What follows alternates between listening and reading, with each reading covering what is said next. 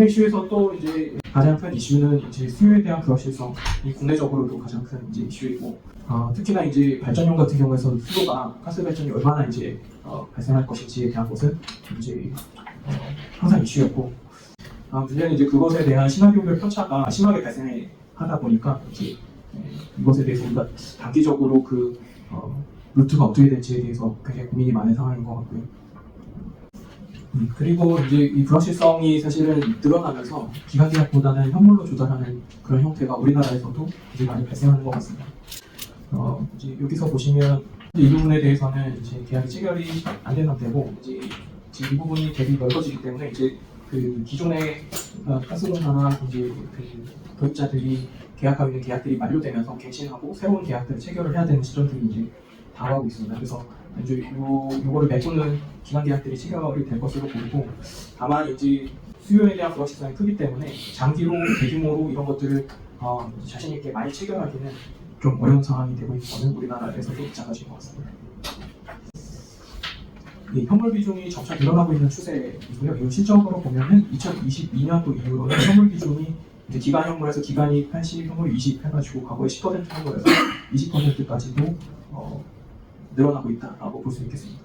결국에는 현물 비중이 늘어나면 이제 계절성이나 어떤 공급 차질에 대한 우려 이런 것들로 인해 가지고 현물 가격이 들쭉날쭉할 수 있고, 전체적으로 국내 도입 가격이 과거에 비해서 더 민감하게 반응할 것으로 예상이 되기 때문에 그러한 부분은 우리가 이제 노출되어 있다, 가격 시장 상황에 따라 가격이 변화되는 상황에 이제 노출되어 있다라고 볼 수 있겠습니다. 다음은 이제 발전용 부분에서 천연가스, 가스 부분하고 전력 부분에 대한 협력 방안에 대한 필요성이라고 할 수 있겠고요.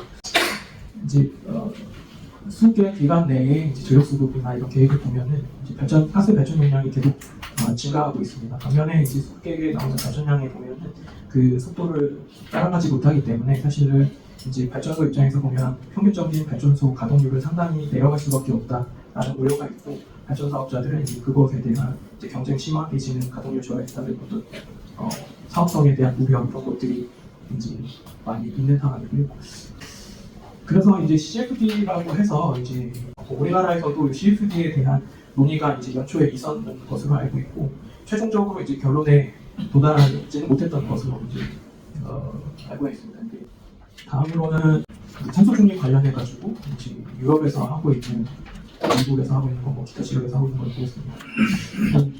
여기 슬라이드에는 넣지는 않았지만 사실 그 수소 이전에 이제 바이오메탄이라는 좀 상대적으로 단기적인 이제 대안을 많이 수립을 하고 있는 것 같고, 그 장기적으로 이제 수소로 전환한다라는 컨셉은 있는 것 같습니다.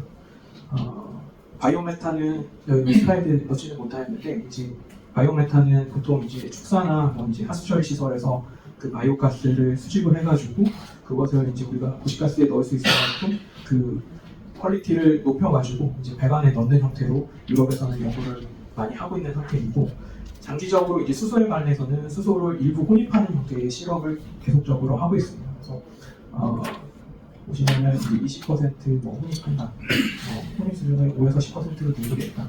그리고 미국에서도 하이 블렌드 해가지고 혼입하거나 발전 시설에서 혼소하거나 이런 형태의 이제 그 실험들을 많이 하고 있습니다. 기타 지역에서도 이런 혼입이나 혼소에 대한 실험들을 많이 하고 있고, 사실 기술적으로 이제 현재의 설비를 100% 순도 100%의 이제 수소로 대체하는 거에는 이제 불가능한 것 같습니다. 그러니까 기존에 지었던 설비들을 100% 수소로 대체했을 때는 이제 설비에 문제들이 생기는 것이고, 그것을 스크랩해서 새로 짓거나 아니면 설비를 개조하거나 이런 형태로 이제 할 수밖에 없다는 것 같습니다. 그래서 지금 그 수소보다는 이제 아모니아 터미널로 활용하는 것에 대한 관심이 더 많은 것 같고요.